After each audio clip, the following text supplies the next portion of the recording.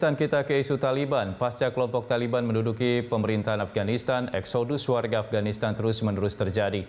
Bahkan pihak Taliban memberikan batas waktu hingga 31 Agustus untuk proses evakuasi dilakukan. Termasuk pemerintah Republik Indonesia yang telah memulangkan WNI dari Afghanistan.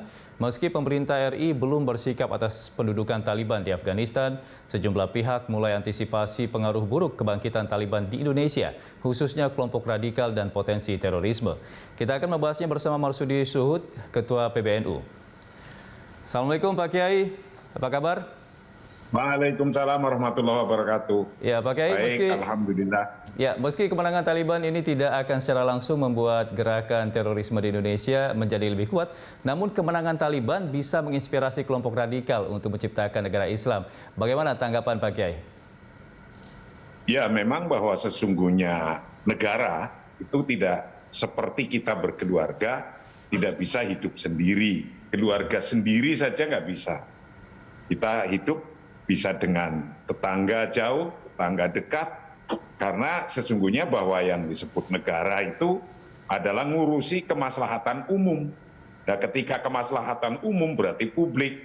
Publik itu artinya saling mempengaruhi.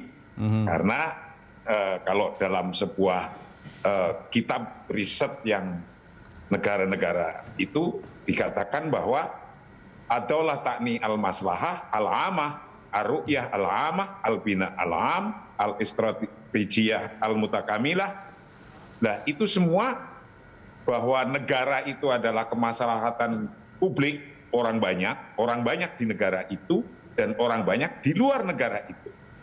Maka semuanya pasti akan memberikan athar atau akan memberikan connectivity, nyambung antara orang yang pro dengan Taliban dengan antara orang yang kontra dengan Taliban. Itu pasti. Nah, yang menjadi pertanyaan, haruskah kita khawatir dengan diambil alihnya Afghanistan oleh Taliban, Pak Kiai? Ya, kita lihat saja dulu bahwa ini perjalanan sejarah yang sangat panjang. Dari mulai dulu Taliban itu mengusir bukan Rusia, Soviet ketika itu, sampai bisa membuat pemerintahan, terus kemudian pemerintahannya digulingkan oleh Taliban ketika periode yang pertama, kemudian bisa digulingkan lagi menjadi pemerintahan kemarin, dan sekarang kembali Taliban menguasai. Nah, yang demikian ini perjalanan panjang yang nanti akan datang, akan yang jadi existing negara yang dikuasai oleh Taliban atau Taliban itu sendiri, atau yang lainnya. Karena yang lainnya misalnya kayak wapresnya itu kan sekarang menjadi presnya, yang kemarin wapres, sekarang menjadi presiden Afghanistan. Dan yang semacam inilah kita lihat, kita juga pelajari bersama-sama, yang ketika nanti Taliban sendiri menurut saya sekarang sudah mulai berbeda perilakunya daripada Taliban yang dulu. Yang dulu itu dengan melakukan kekerasan itu mungkin bisa terjadi. Nah, yang sekarang pendekatannya Taliban yang sekarang dengan smooth. Karena apa? Karena Taliban yang sekarang juga ingin diakui oleh tidak sekedar masyarakat di Afghanistan itu sendiri, tapi juga termasuk masyarakat internasional yang diinginkan untuk bisa mengakui Taliban itu. Nah, tapi masyarakat dunia banyak yang mengatakan bahwa Taliban itu adalah Islam garis keras begitu. Nah, bagaimana? Apakah mereka masih akan tetap memperlakukan masyarakat Afghanistan sendiri dengan peraturan-peraturan radikalnya atau garis kerasnya begitu, Pak Kiai? Munculnya Taliban sekarang ini di Afghanistan itu kan karena Amerika Serikat keluar dari situ. Kalau tidak salah, saya mendengarkan dan membaca bahwa ada kesepakatan antara Amerika dengan Taliban itu sendiri, yang antara lain Satu adalah kesepakatan untuk menarik pasukannya di Amerika dengan gencatan senjata antara lain. Yang nomor dua, untuk Taliban juga sepakat tak akan membiarkan Al-Qaeda atau kelompok ekstremis yang lainnya untuk sama-sama ada di situ. Nah, ketika ada jaminan dari Al-Qaeda yang juga akan menjamin tidak boleh ada kelompok-kelompok yang dianggap ekstremis atau radikalis untuk bersama-sama hidup di situ, ketika Taliban menjamin demikian, itu kan karena masyarakat internasional mayoritas tidak mengharapkan begitu. Dan kelihatannya Taliban itu sendiri juga ingin melaksanakan untuk itu, sehingga rencana-rencana pemerintahan yang akan dibentuk itu bisa berdiri. Yang dia telah umumkan bentuknya adalah Imarat. Sementara yang ada di dalamnya ketika itu kan juga pikirannya bisa beda-beda, antara yang ingin menjadi khilafah, antara yang ingin menjadi negara Islam, ada yang ingin seperti Taliban itu menginginkan negara Emirat, keemiran, keislaman. Nah, gitu. Yang dari situ saja itu sudah pecah-pecah. Ya, Pak Kiai. Sudah pecah-pecah. Pak Kiai, pemerintah kita belum memberikan sikap terkait dengan pemerintah Taliban di Afghanistan. Menurut Anda, saran Anda seperti apa harusnya pemerintah kita bersikap?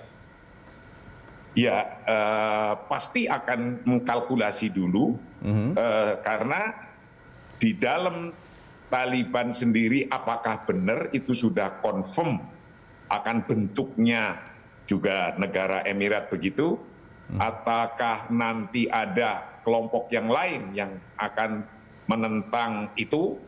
Di sini letaknya, kalau saya sebagai orang PBNU mendorong kepada Taliban untuk bagaimana melakukan syuro, melakukan musyawarah kepada elemen-elemen bangsa di Afghanistan itu sendiri, sehingga bisa diputuskan menemukan seperti di Indonesia, yaitu menemukan kesepakatan bersama. Nah, ketika sudah bisa menemukan kesepakatan bersama, itulah sesungguhnya yang diharapkan oleh bangsa-bangsa. Maka ketika nanti declare sudah jelas kepemerintahannya ini, itu akan memudahkan. Nah, ada unsur apa saja yang ada di dalam Afghanistan, itu yang kita dorong, mudah-mudahan biar negaranya cepat establish, jalan, bisa diterima oleh unsur-unsur yang ada di Afghanistan itu sendiri. Betapapun Taliban itu menyisakan cerita-cerita lama. Oke. Ya, Pak Kiai, kita tahu bahwa pemerintah Indonesia sudah menarik 26 diplomat WNI-nya ke tanah air. Artinya ada kekhawatiran dari pemerintah kita dengan keberadaan Taliban di Afghanistan begitu. Apa pengaruh yang harus kita antisipasi dari keberadaan Taliban di Afghanistan ini? Ya, namanya saja kondisi negara yang tiba-tiba berubah. Kondisi negara yang tiba-tiba berubah itu disampaikan dalam sebuah kitab, La syai'a akhtar fi tarikhil basyariyah minal marahili al-intiqaliyah fi tarikh ad-dual, bahwa sesuatu yang sangat besar khawatirnya, yang sangat mengkhawatirkan itu bagi sejarah manusia, itu adalah al-intiqaliyah fi tarikhid dual, yaitu peralihan kekuasaan di suatu negara.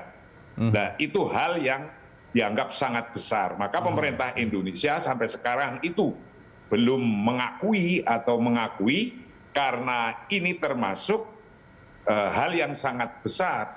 Jadi pasti akan melihat kira-kira sejauh apa dan kayak apa.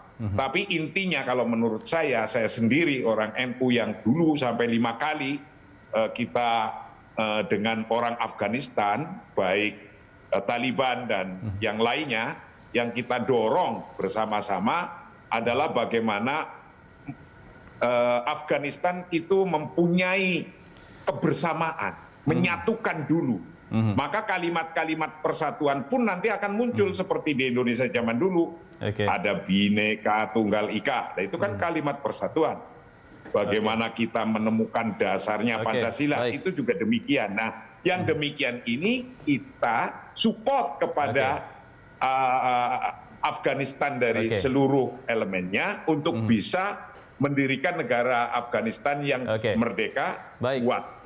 Baik, terima kasih banyak Pak Kiai sudah memberikan penjelasan di Prime Time kali ini. Selamat kembali beraktivitas Pak Kiai. Wassalamualaikum warahmatullahi wabarakatuh. Assalamualaikum warahmatullahi wabarakatuh.